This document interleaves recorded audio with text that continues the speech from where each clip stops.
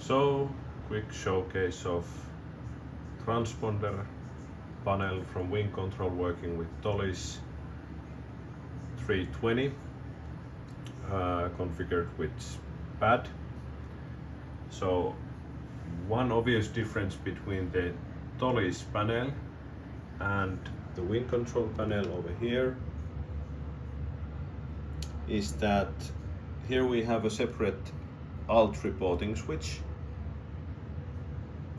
and some of the modes in here are a little bit different.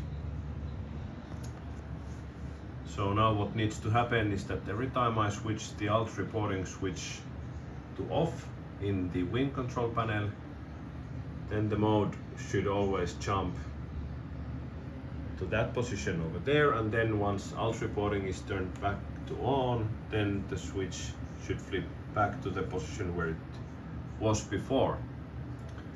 So that's the main thing.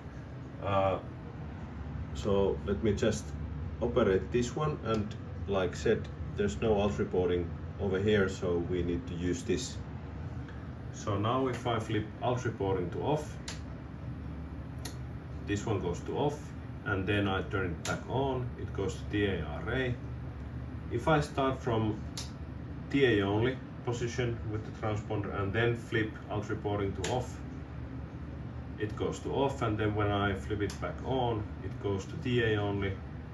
Same thing when I turn it to standby and I turn alt reporting to off, it will show up as alt reporting off here, and then back to standby. So it works like it should. Another thing is that when you load up the plane and you have the switches in any of the conditions, it has to evaluate where the main mode switch is when you flip or when you load up the airplane. So that can be accomplished with this type of expression. Let me just quickly pull it here. Oh, so many windows. So basically in Toliss, this mode switch over here is data ref called XPDR power, and it goes from 0 to 4 depending on the switch position, and alt reporting represents value 1, TARA represents value 4.